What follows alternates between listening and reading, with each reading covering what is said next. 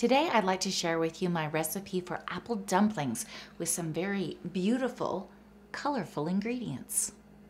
Carrots and apples both contain pectin, which is great for relieving constipation. I'm going to use half a carrot.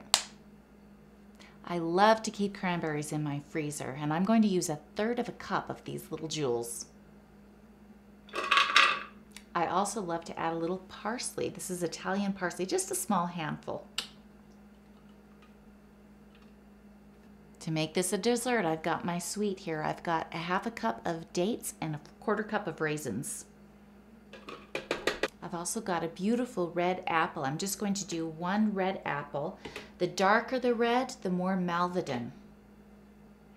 Malvidin comes from the blue spectrum of antioxidants, so it's great for us.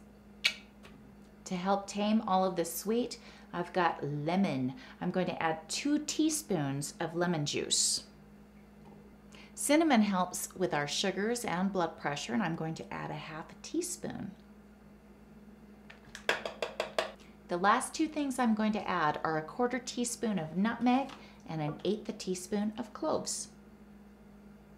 I've added all my ingredients to my food processor, and now I'm going to let it spin.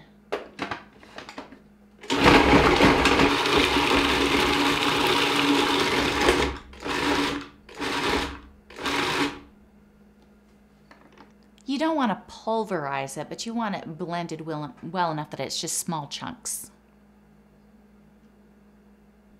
You can find these rice papers pretty much at any grocery store in the Asian food section.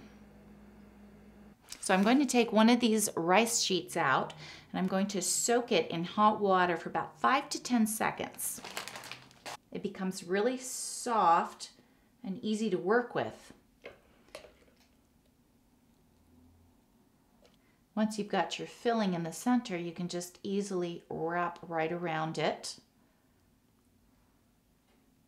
So you can see what my dumplings look like, and now I'm going to take organic maple syrup and just lightly drizzle. Just a little bit more on this one.